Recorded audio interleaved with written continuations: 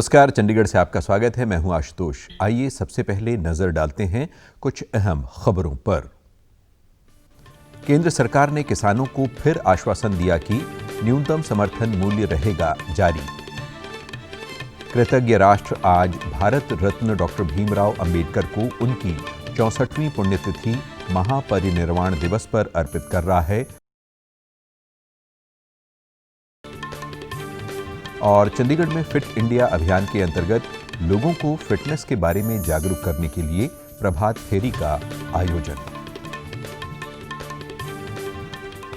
अब समाचार विस्तार से। सरकार और किसान संगठनों के प्रतिनिधियों के बीच कल किसानों के मुद्दों पर नई दिल्ली के विज्ञान भवन में 5वें दौर की बातचीत हुई।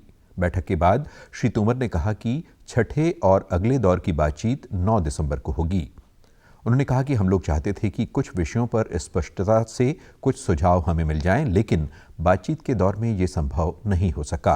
अब 9 तारीख को पुनः ये बैठक होगी और हमने किसानों को कहा है कि सरकार आपके सभी पहलुओं पर विचार करेगी और हमारी कोशिश होगी कि समाधान का रास्ता हम खोजें, लेकिन ये उपयुक्त होता कि किसान नेताओं के भी कुछ सुझाव मिल जाते तो हमको रास्ता निकालना थोड़ा आसान होता। केंद्रीय कृषि मंत्री नरेंद्र सिंह तोमर ने बातचीत के बाद संवाददाताओं से कहा कि किसान संगठनों को फिर आश्वस्त किया गया है कि न्यूनतम समर्थन मूल्य एमएसपी प्रणाली जारी रहेगी। 9 तारीख को पुनः ये बैठक होगी और हमने किसानों को कहा है कि सरकार आपके सभी पहलू विचार करेगी और हमारी कोशिश होगी कि समाधान का रास्ता हम खोजें, लेकिन समाधान का रास्ता खोजने में यह उपयुक्त होता कि किसान नेताओं के भी कुछ सुझाव मिल जाते तो हमको रास्ता निकालना थोड़ा आसान होता। अभी भी हम उसका इंतजार करेंगे। 9 तारीख को दोबारा से मिलेंगे। सबकी सहमति से तारीख तय की गई है। प्रधानमंत्री नरेंद्र मोदी जी की सरकार किसानों के हितों के प्रति पूरी तरह प्रतिबद्ध है और आने वाले कल में भी रहेगी।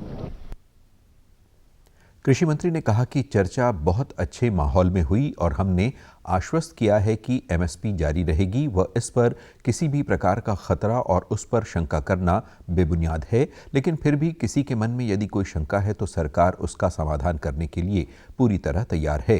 श्री तोमर ने कहा कि कृषि उपज बाजार समिति एपीएमसी अधिनियम राज्य से संबंधित है और सरकार का इरादा न तो राज्यों में मंडियों को प्रभावित करना है, न ही वे कानून से प्रभावित हैं। एपीएमसी एक्ट राज्य का है और वहां की मंडी को किसी भी प्रकार से प्रभावित करने का इरादा न तो हमारा है और न ही कानूनी रूप से वो प्रभावित होती हैं। एपीएमसी और मजबूत हो, इस दिशा में सरकार के लिए जो करना हो उसके लिए भी सरकार तैयार है। एपीएमसी के मामले में किसी प्रकार की गलतफहमी किसी को है तो सरकार समाधान करने के लिए इस पर पूरी तरह से तैयार है। कृषि मंत्री ने बताया कि उन्होंने किसानों से कहा है कि सरकार उनके सभी पहलुओं और मांगों पर विचार करेगी। श्री तोमर ने कहा कि बैठक के दौरान उन्होंने किसान संगठनों से अनुरोध किया है कि वे कोविड-19 की स्थिति और ठंड के मौसम को देखते हुए प्रदर्शन स्थल से बुजुर्गों और बच्चों को घर वापस भेजें। कृषि मंत्री ने किसान संगठनों को आश्वस्त किया कि नरेंद्र मोदी सरकार किसानों के हित के लिए पूरी तरह से प्रतिबद्ध है। उन्होंने आश्वस्त किया कि प्रधानमंत्री नरेंद्र मोदी की सरकार किसानों के प्रति पूरी तरह प्रतिबद्ध थी, है और आने वाले कल में भी रहेगी। उन्होंने किसानों से कहा कि अगर आप मोदी जी के कार्यकाल के 6 वर्ष में कृषि के क्षेत्र को देखेंगे तो उनके नेतृत्व में आमूलचूल परिवर्तन इस दिशा में किया गया है तथा किसानों की आमदनी में बढ़ोतरी हुई है। उन्होंने कहा कि योजनाएं बनी हैं, बजट बढ़ा है, एमएसपी बढ़ी है, सरकारी खरीद बढ़ी है और किसान महंगी फसलों को उगाने के प्रति आकर्षित हो सकें, टेक्नोलॉजी हो सकें और सफलता की ओर बढ़ सकें। इस मामले में मोदी जी की सरकार ने ऐतिहासिक रूप से काम किया है। कृतज्ञ राष्ट्र आज भारतीय संविधान के जनक भारत रत्न डॉक्टर भीमराव अंबेडकर को उनकी 64वीं पुण्यतिथि महापरिनिर्वाण दिवस के अवसर पर श्रद्धांजलि अर्पित कर रहा है। राष्ट्र निर्माण में डॉक्टर अंबेडकर के योगदान पर प्रकाश डालने के लिए देश भर में अनेक कार्यक्रम आयोजित किए जा रहे हैं। गणमान्य व्यक्ति और सांसदों ने नई दिल्ली में संसद भवन परिसर में डॉक्टर अंबेडकर की प्रतिमा पर माल्यार्पण किया। प्रधानमंत्री नरेंद्र मोदी ने डॉक्टर भीमराव अंबेडकर के महापरिनिर्वाण दिवस के अवसर पर उन्हें श्रद्धांजलि अर्पित की। एक ट्वीट में श्री मोदी ने कहा कि बाबा साहेब के विचार और आदर्श लाखों लोगों को निरंतर प्रेरित करते रहेंगे। प्रधानमंत्री ने कहा कि हम डॉक्टर अंबेडकर के भारत का सपना पूरा करने के प्रति वचनबद्ध हैं। गृह मंत्री अमित शाह ने डॉक्टर बाबा साहेब भीमराव अंबेडकर को उनके महापरिनिर्वाण दिवस पर श्रद्धांजलि अर्पित की। एक ट्वीट संदेश में श्री शाह ने कहा कि बाबा साहेब के पद चिन्हों पर चलते हुए मोदी सरकार दशकों से वंचित रहे तबकों के कल्याण के लिए समर्पित भाव से काम कर रही है। महापरिनिर्वाण दिवस पर हरियाणा के राज्यपाल सत्यदेव नारायण आर्य ने अपने निवास पर बाबा साहेब के चित्र पर पुष्प अर्पित कर नमन किया और भावभीनी श्रद्धांजलि दी। उन्होंने कहा कि बाबा साहेब ने दलित समाज, मजदूर वर्गों और महिलाओं के प्रति सामाजिक भेदभाव के खिलाफ आवाज उठाई और अभियान चलाए।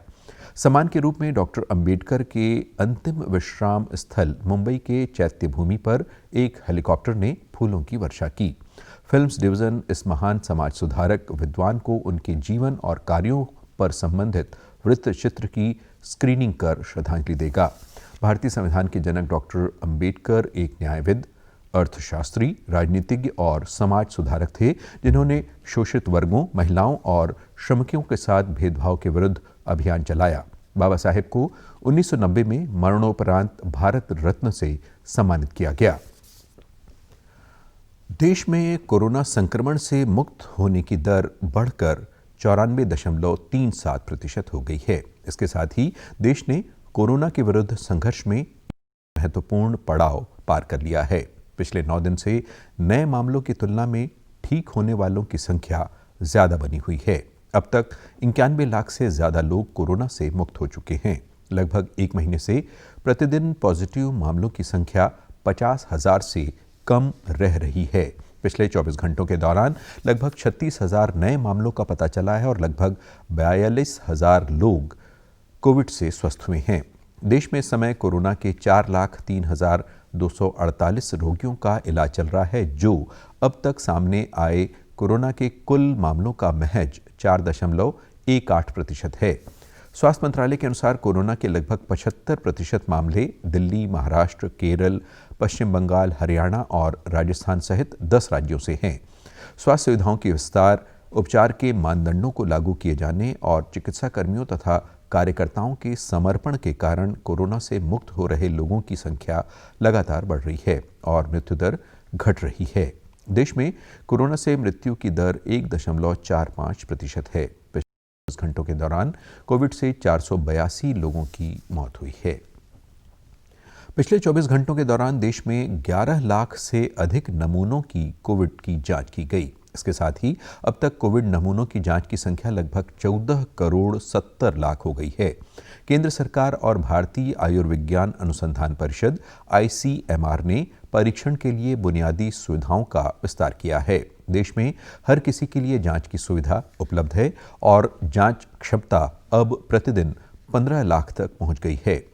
स्वास्थ्य मंत्रालय ने कहा है कि बड़े पैमाने पर की जा रही जांच के कारण शुरुआत में ही संक्रमण की पहचान और संगरोध तथा कोविड-19 मामलों के प्रभावी उपचार उपलब्ध हैं। मंत्रालय के अनुसार इस कारण से मृत्यु दर में कमी आई है।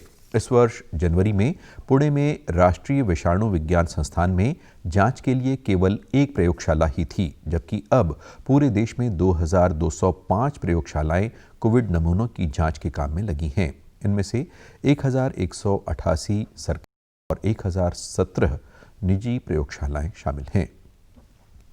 चंडीगढ़ में कल 98 नए मामले कोरोना संक्रमण के आए हैं। स्वास्थ्य विभाग ने पिछले 24 घंटों के दौरान 1,390 कोरोना मरीजों के संक्रमण की जांच के लिए टेस्ट किए, जिनमें से 98 की रिपोर्ट पॉजिटिव आने के बाद शहर में कोरोना के एक्टिव मामलों की संख्या 883 हो गई है। चंडीगढ़ में कुल 289 कोरोना संक्रमितों की मृत्यु भी अब तक हो चुकी है। शहर में इस बीमारी से ठीक होने वाले मरीजों की संख्या 16,754 हो गई है। स्वास्थ्य विभाग शहर में इस बीमारी की रोकथाम के लिए लगातार प्रयासरत है। मोबाइल टेस्टिंग वैन द्वारा प्रतिदिन शहर के विभिन्न क्षेत्रों में जाकर कोरोना की निःशुल्क जांच की जा रही है। आज भी मोबाइल टेस्टिंग टीम द्वारा सुखना झील, बुड़ैल रेलवे स्टेशन तथा सेक्टर 26 के पुलिस अस्पताल में कोरोना जांच का कार्य किया जा रहा है। इसके अतिरिक्त सेक्टर 17 के बस स्टैंड पर भी पिछले कुछ दिनों से प्रतिदिन मोबाइल टेस्टिंग वैन द्वारा कोरोना जांच की जा रही है। यात्रियों तथा बसों व कंडक्टरों की कोरोना जांच हो रही है ताकि संदिग्ध मामलों का प्रथम चरण में ही पता लगाया जा सके। प्रशासन द्वारा कोरोना जांच के लिए कुल 1,50,409 टेस्ट किए गए हैं, जिनमें से 1,31,651 मामलों का परिणाम नेगेटिव रहा है तथा अब तक शहर में कुल कोरोना संक्रमण के 17,926 मामले मिलने की पुष्टि हुई है। प्रशासन ने लोगों से कोरोना वायरस से बचाव से संबंधित जारी हिदायतों का पालन करने तथा मास्क पहनने की अपील की है। पंजाब के मुख्यमंत्री कैप्टन अमरिंदर सिंह ने पंजाब कृषि यूनिवर्सिटी लुधियाना को साल 2019 के लिए भारतीय कृषि अनुसंधान परिषद ICAR द्वारा कृषि यूनिवर्सिटीज़ में दूसरा रैंक दिए जाने के लिए बधाई दी है। अपने बधाई संदेश में मुख्यमंत्री ने यूनिवर्सिटी की इस प्राप्ति के लिए फैकल्टी और स्टाफ की प्रशंसा की। मुख्यमंत्री ने कहा कि यूनिवर्सिटी ने अपने निरंतर अनुसंधान और विकास के चलते रैंकिंग में सुधार किया है। साल 2016 में यूनिवर्सिटी ने तीसरे, 2017 में चौथे, 2018 में 7वें स्थान के बाद अब 2019 में दूसरा स्थान हासिल कर लिया है।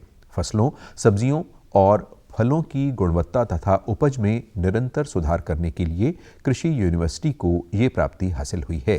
कैप्टन अमरिंदर सिंह ने आशा व्यक्त की कि पंजाब कृषि यूनिवर्सिटी राज्य के किसानों को अपनी विस्तार सेवाओं के द्वारा फसली विभिन्नता को अपनाने के लिए प्रेरित करने में अहम भूमिका निभाएगी। कोविड-19 के कारण लॉकडाउन के बाद रेहड़ी पटड़ी वालों को अपना काम फिर से शुरू करने के लिए केंद्र सरकार ने प्रधानमंत्री स्वनिधि योजना की शुरुआत की है। इस योजना के अंतर्गत सड़क किनारे काम करने वाले लोगों को 10,000 रुपए का ऋण आसान शर्तों पर मुहैया करवाया जाता है। इस योजना के अंतर्गत 2022 तक सरकार ने 50 लाख से अधिक रेहड़ी पटरी वालों को ऋण उपलब्ध करवाने का लक्ष्य रखा है। चंडीगढ़ में भी इस योजना के तहत ऋण प्राप्त करके बहुत से लोगों ने अपना काम शुरू किया है। कपड़े के व्यापारी राम आशय ने डीडी न्यूज़ चंडीगढ़ को स्वनिधि योजना के तहत ऋण प्राप्त करके सफलता हासिल करने की कहानी बताई। सरकार की तरफ से 10,000 का लोन मिला है। जो लॉकडाउन में मैं बहुत डाउन था, उससे थोड़ा बहुत मेरा काम चलने लग गया, मेरा परिवार का खर्चा निकलने लग गया और मैं ठीक हूँ। इससे मेरी थोड़ी बढ़ोतरी हुई है और मैं प्रधानमंत्री मोदी जी का बहुत बहुत धन्यवाद कर रहा हूँ कि ऐसी योजनाएं गरीब लोगों के लिए निकालते रहें। स्वनिधि योजना के तहत ऋण का समय पर भुगतान करने वालों को ब्याज में सब्सिडी भी दी जाती है और वे पहला ऋण समय पर चुकाने के बाद अधिक ऋण के पात्र बन जाते हैं। खेल तथा युवा मामलों के मंत्रालय के दिशा निर्देशों के अनुसार चंडीगढ़ खेल विभाग की ओर से फिट इंडिया अभियान के अंतर्गत कल शहर के विभिन्न स्पोर्ट्स कोचिंग सेंटरों में प्रभात फेरी का आयोजन किया गया। फिट इंडिया अभियान के तहत अच्छी सेहत के बारे में शहर वासियों को जागरूक करने के लिए आधा घंटा रोज फिटनेस की ओर का नारा लगाया गया। कोचेज, खिलाड़ियों तथा खेल प्रबंधकों ने इस प्रभात फेरी के दौरान भाग लिया, जो विभिन्न सेक्टर्स, सुखना झील तथा मनी बाजरा के स्पोर्ट्स कॉम्प्लेक्स से निकली। खेल विभाग के निदेशक की ओर से सेक्टर 42 के स्पोर्ट्स कॉम्प्लेक्स से इस प्रभात फेरी की शुरुआत की गई, जिसके बारे में एक दिन पहले कोचेस तथा प्रबंधकों को जानकारी दी गई थी ताकि कोविड-19 से संबंधित जारी दिशा निर्देशों के अनुसार प्रभात फेरी निकाली जाए और प्रभात फेरी के दौरान सभी हिदायतों का पालन भी किया गया। और अब खबरें फटाफट। प्रधानमंत्री 10 दिसंबर को नई दिल्ली में नए संसद भवन की रखेंगे आधारशिला। पंजाब के मुख्य अधिकारी ने वोटर सूचियों में संशोधन की प्रक्रिया संबंधी जागरूक करने के लिए 5 मोबाइल वैनों को हरी झंडी दिखाकर किया रवाना। कोरोना वायरस का खतरा अभी टला नहीं है, इसलिए सभी से निवेदन है कि बाहर जाने के समय मास्क जरूर पहनें, सामाजिक दूरी बनाए रखें, बार बार अपने हाथ साबुन से धोएं और सैनिटाइजर का इस्तेमाल करें। वैश्विक महामारी कोविड-19, जिसका कहर संपूर्ण मानव जाति को अपने आगोश में ले चुका है। टीका या दवाई उपलब्ध होने तक महामारी के खिलाफ मानवता की जंग जारी है। ऐसे में सबसे जरूरी है सावधानी और बचाव। फेस मास्क कोरोना से रोकथाम का सबसे प्रभावी उपाय साबित हुआ है। विश्व स्वास्थ्य संगठन और विशेषज्ञों की शोध का भी यही निष्कर्ष है कि मास्क से मुंह और नाक को अच्छी तरह ढककर कोरोना संक्रमण को कम किया जा सकता है। कोरोना संक्रमण से बचाव के लिए मास्क पहनने के साथ ही जरूरी है मास्क को सही तरीके से पहनना।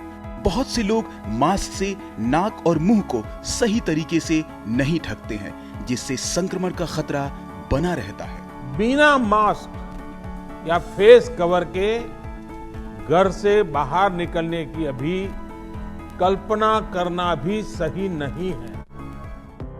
जुड़िए डीडी न्यूज की खास मुहिम मास्क अप इंडिया के साथ।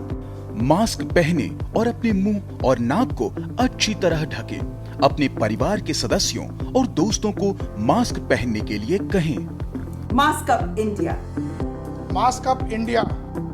डीडी न्यूज के माध्यम से सबको बताना है, कोरोना को हराना है, मास्क जरूर लगाना है। Mask up India. Mask up India.